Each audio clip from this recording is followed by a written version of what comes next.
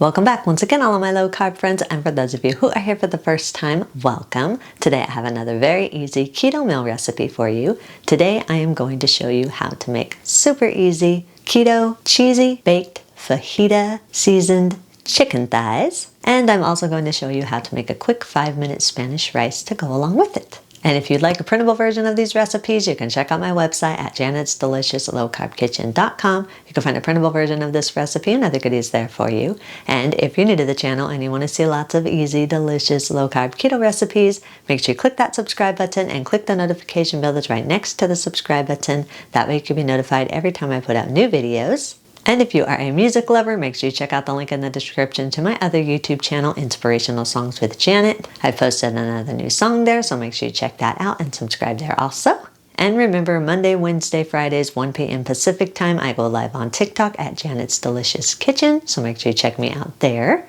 And if you would like to help support this channel, make sure you scroll down in the description of the video. You'll see some affiliate links. Anytime you purchase anything using those affiliate links, a small portion of your purchase will go to me and help support the channel. So, while you do all that, let's get cooking.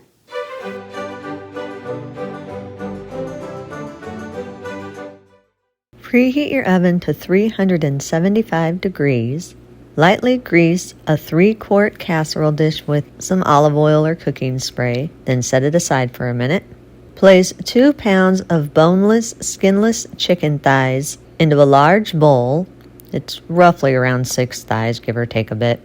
Add 30 milliliters or around 2 tablespoons of olive oil or the oil of your choice, and just drizzle it over the chicken.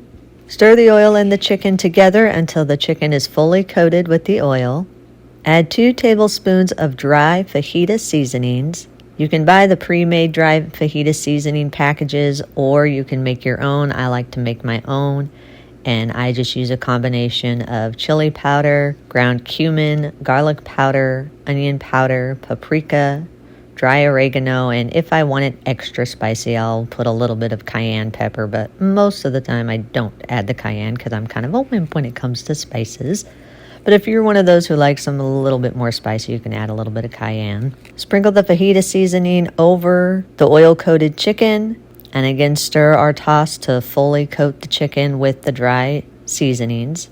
Place your coated chicken into your prepared 3-quart casserole dish. Make sure you just keep these in a single layer. You don't want them stacked on top of each other.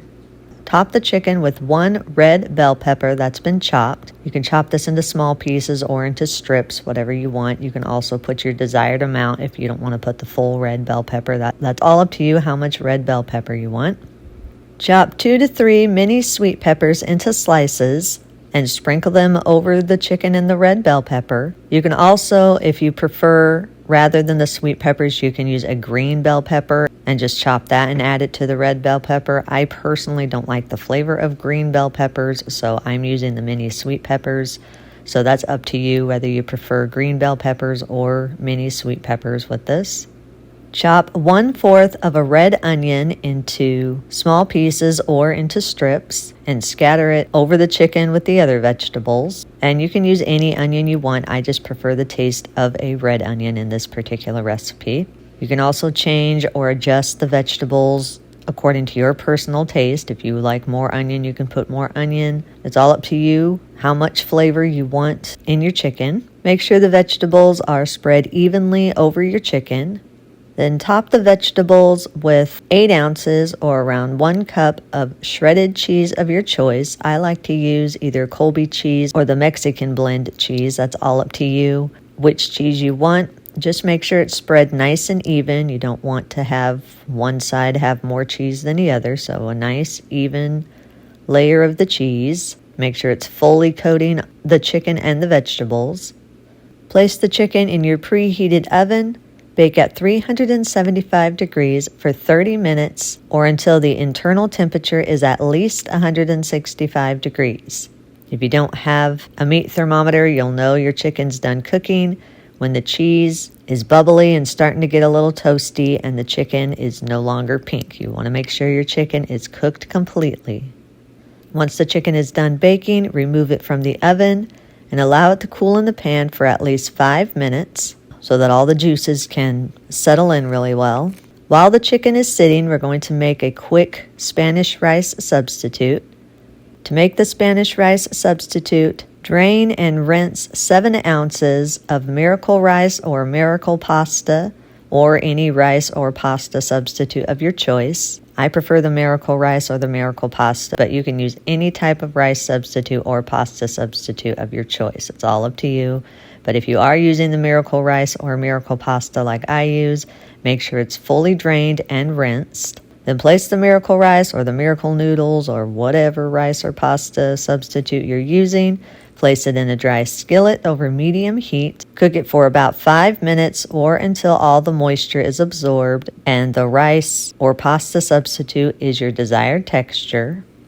Season the rice or pasta substitute with a half teaspoon of ground cumin, a half teaspoon of chicken bouillon granules, or if you prefer a beef flavor, you can use beef bouillon granules, and a half teaspoon of chili powder, or if you like yours a little bit more spicy, you can use cayenne powder instead of chili powder. You can also change or adjust these dry seasonings according to your personal taste. Stir the dry seasonings into your rice or pasta substitute until fully combined. Add anywhere from 1/4 to a half cup of chunky salsa and stir it into the seasoned rice or pasta substitute until it's fully combined. Add about a 1/4 cup or your desired amount of black soybeans. Make sure the soybeans have been drained and fully rinsed. You don't want any of that bean water in with your rice or pasta, whatever you're using.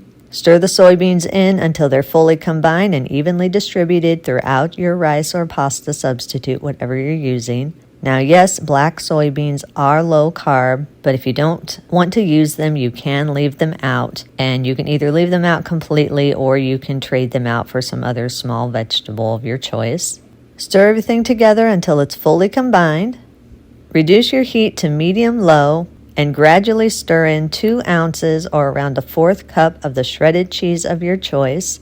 And I'm using shredded Colby cheese. I also like to use the shredded Mexican blend cheese. Again, you can use any cheese you want, all up to you. Just make sure you gradually stir this in. If you pour it in all at once, it's a lot harder to get it evenly distributed throughout the rice or pasta substitute, and it takes longer for it to melt. So if you just add a little bit in, stir it, let it melt a little bit, then add a little bit more, stir it, let it melt until it's all added. Once all the cheese is fully added, then continue to stir it constantly for about 2 to 3 minutes or until the cheese is completely melted and the Spanish rice or Spanish pasta is fully heated.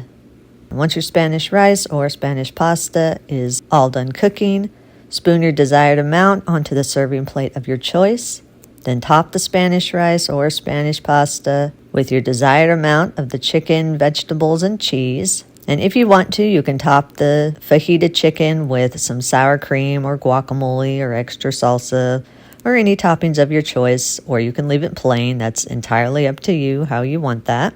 If you do have any leftovers of the chicken or the Spanish rice or pasta, make sure you allow them to cool completely. Then you can store them in an airtight container in your refrigerator for up to 3 days. Eat and enjoy. And that's a recipe of the day. I hope you enjoyed it. If you did and want to see more recipes like this, make sure you click that thumbs up like button, click that subscribe button, leave me a comment if you want to. Let me know if there's any recipes that you'd like to learn how to make, and I'll do what I can to get those out there for you. And as always, keep cooking.